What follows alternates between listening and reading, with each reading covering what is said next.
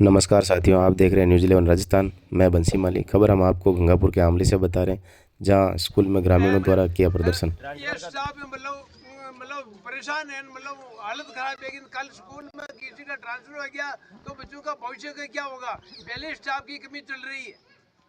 और आपका नाम? आपका नाम?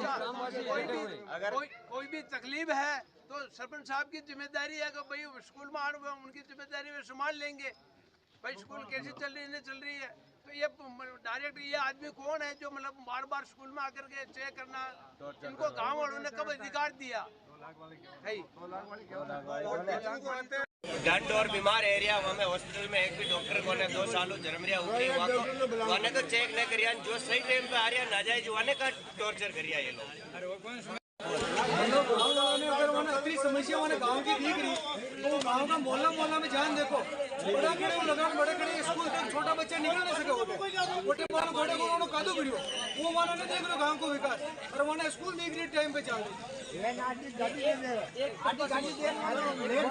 गाड़ी देन रोक क्यों और 10 मिनट में कोई मतलब ज्यादा नहीं वो 10-20 मिनट रह जाए उठे स्कूल में जान देखो भाई बच्चा किसान आ रहे उनका।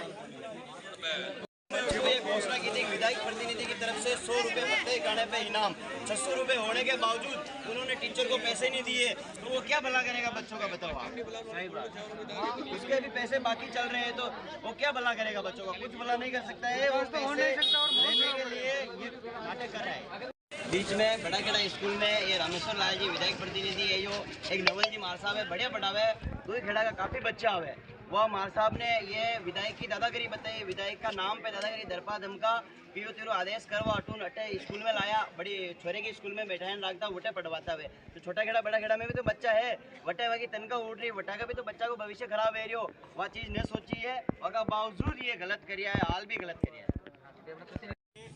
सिस्टम बना हुआ है। सिस्टम ये है विद्यालय शिक्षा विभाग के अधीन आता है। मेरी बात है, अगर यहाँ का कोई कर्मचारी है उसके खिलाफ कोई परेशान कर रहा है, हाँ तो शिकायत करो। अरे मेरी बात, स्कूल के अंदर कर रहा है जब तो भाई ये दे देंगे, स्कूल के बाहर आते जाते कोई परेशान कर रहा है तो वो शिकायत करेगा उसके अकॉर्डिंग जांच होगी कि भाई सही की गलत की। हाँ।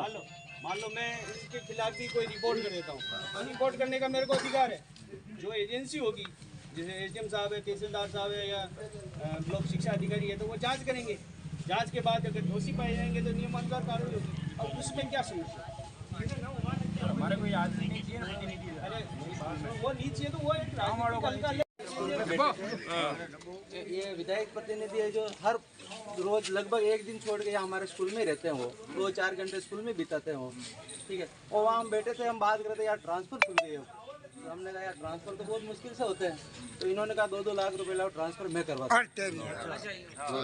और उसके लिए हमारे स्टाफ साथी राकेश जी, आप उनसे पूछ सकते हो अगर मैं झूठ बोल रहा हूँ। ये भी है साहब भी है।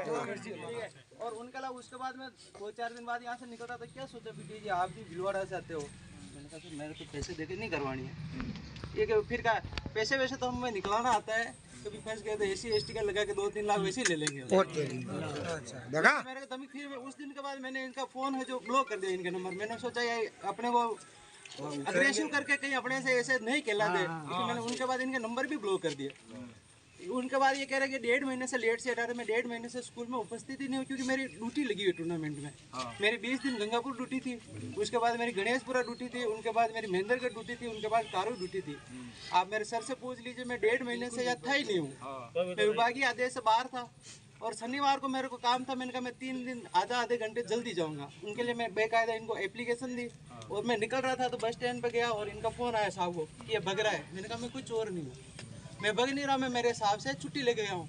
यहाँ फिर आए, इन्होंने गाली गलौज की, मेरे को भी की और मेरे रिश्तेदारों को भी की।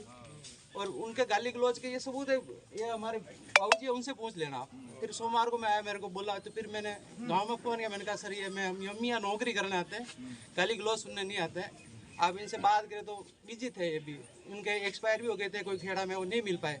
बुधवार को मैं आया तो यहाँ इन्होंने इनके घर के बाहर होके आता मैं इनके मोहल्ले में, एक टूटा हुआ नाला, इन्होंने यहाँ एक गाड़ी खड़ी कर दी जानबूझ के मेरा वीडियो बनाने के लिए। मेरे को वहाँ लेट किया, फिर मैं घूम के आया वहाँ से, 10 मिनट लेट हो गए। ये आगे से दोनों एमएलए प्रतिनिधि और ये खड़े थे पत्रकार साहब, इन्होंने हमारा वीडियो बनाया, पूछा मेरे को कि लेट कैसे हो। मैंने कहा 10 मिनट हो जाते, मेरे को नहीं पता था कि इन्होंने जानबूझ के लगाई थी गाड़ी। मैंने तो यही कहा था कि हो जाते हैं लेट, ट्रैफिक है। मैं यही समझा कि ट्रैफिक है, किसी की गाड़ी अपड़ी हो गई, मैं घूम गया इसलिए 10 मिनट लेट हो गया। बाकी मेरा पूरा स्टाफ ना तो कभी लेट आता है, हम समय से जाते हैं, समय से आते हैं और अच्छी पढ़ाई चल रही है। उनके लिए आप हमारे स्टाफ से, हमारे बच्चों से आप उनका फीडबैक ले सकते हो। हाँ और एक है सर, अरे प्रतिनिधि की आनंद न दे रहे हैं। हाँ एक फोटोकॉपी ठीक है, आप और लिख ले साहब के थ्रू एमएलए साहब के भेज दे, ये भी अधिकारी है। हाँ पोस्टर बनाने वाले। हाँ ठीक है, ठीक है जो सर और सरपंच साहब बोल रहे सोमवार तक कर देंगे। ठीक है। ठीक है, ये सर आपका सर खिलाड़ी सर दोनों, और ये गांव वाला के लिए। अरे आगे फोटो सेट तो कर लेता है। ये गांव वाला के लिए।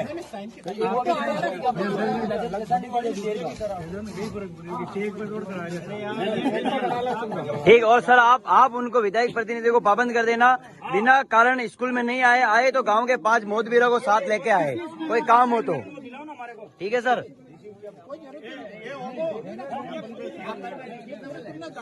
हाँ, किसी भी स्कूल में, मेरे गांव के स्कूल में भी नहीं आए। बड़ा खेड़ा स्कूल में भी आते हैं, मास्टर को परेशान करते हो। हाँ सोमवार तक आप सर हमारे को डिसीजन लेके फाइनल करो। ठीक। सोमवार दे रहे हैं, 3 दिन हो गए, 2 के लिए 3 हो गए। ठीक कर देना, आपका भी कीमती टाइम बिगड़ निकाल नहीं सकते, 2 दिन लेट हो जाते हैं तो अपन आरसीएल एसीएल जो भी विभाग की जो कार्रवाई है हम करते हैं और वो ही करेंगे।